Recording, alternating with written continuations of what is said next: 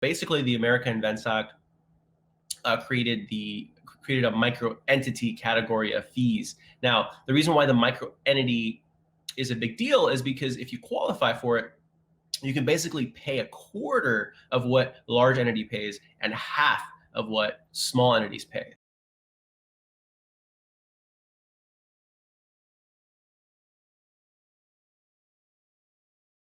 So it's huge cost savings if you can qualify. So today I wanted to go over what the requirements were for qualifying as a micro entity. And just to give you some sense, the undiscounted large entity filing fee right now is about $1,720, so $1,720. Small entity is about $835, and then the micro entity filing fee for a non-provisional patent application is $430. So it's significant. It's a significant difference. So let's talk about it though. So basically, there's three requirements. So one is you couldn't have filed more than 4 previously filed patent applications. So once you get to your 5th patent application, you're in trouble. You're not going to be able to qualify as a micro entity. Actually, no, I should correct that. It's once you get to your 6th patent application, because then you would have more than 4 prior. You'd have 5 prior. So you're on your 5th patent application, you're still safe.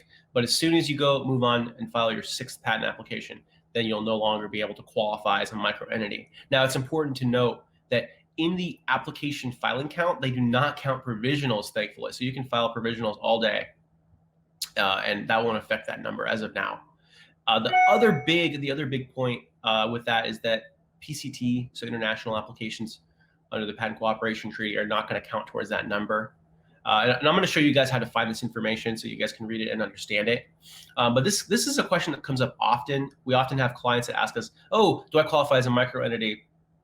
And sometimes they'll satisfy one of the prongs, so they'll satisfy the income limit requirement, but they won't satisfy the total number of previously filed cases requirement. So the other big requirement, as I just mentioned, is income. So if your income is below a certain level, then you can qualify under the micro entity status. But again, you have to satisfy all the prongs. Okay, that's really important to understand. So basically, if you fail any one of the prongs, then you no longer qualify as a micro entity. So you have to satisfy all of them. So what are some of the other ones? Well, some of the other ones are you can't be under an obligation to assign your rights to a large undiscounted or small entity. So if you have to assign your rights to a large company, then you're not going to qualify as a micro entity, and it makes sense, right? Because otherwise, employees that don't meet the maximum qualifying gross income, as they call it, that work for a big company, the big company would be able to qualify as a micro entity, even though the rights are being assigned directly to them. So that makes no sense. So something to keep in mind. That's another gotcha of the law. The other big thing, and we're gonna go into it. I'm gonna show you guys where you can find this information and how to read it, how to analyze it. But the other big gotcha is, remember that if you're in a community property state, I advise my clients personally to be conservative and to include your maximum qualifying gross income. I would include your spouses. Be conservative, just to be safe. You don't want to end up in the situation where you didn't in fact qualify as a micro entity, got the benefit, got a patent that's awesome, really valuable, but then have its validity be jeopardized because you didn't pay the appropriate fees. So something to keep in mind.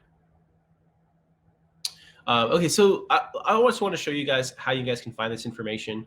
So what I'm going to do is I'm gonna share my screen here. So I'm actually already at the screen. I'm going to show you guys. So basically, this is the micro entity status gross income limit. It's 206,109.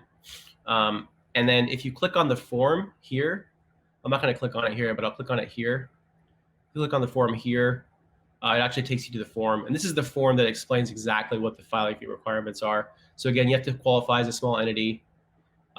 This is the application filing limit information. So again, more than 4 previously filed patent applications, and you're no longer going to satisfy the application filing limit. So something to keep in mind. You got to make sure that you qualify, that you satisfy this prong. And again, they exclude provisionals, they exclude provisional patent applications, and applications filed under the PCT. So really important. Again, neither the applicant nor the inventor it is above the maximum qualifying gross income. And again, the maximum qualifying gross income right now is 206,109. So that's the maximum income. If you make more than that, you're not going to qualify as a micro entity. If you make less than that, then you might qualify. And again, this is basically saying that you don't have an obligation to assign to an entity that's going to put you over that income limit. So again, if you have an obligation to assign to an entity that is above that income limit, then you're not going to qualify as a micro entity. So yeah, so again, there's filing requirements. Once you get to your 6th patent application, you're no longer going to qualify as a micro entity. So we're going to keep this episode short show today. Sorry, this episode short today. But that is the micro entity. And again, see qualify can save you a ton of time and a ton of money. So, oh yeah, good luck getting refunds. We have not had good luck getting refunds from the patent office. You could possibly try to see if you can apply those funds to future things that you do for that application. But basically, you can't get refunds. But moving forward, you can get refunds. Thank you.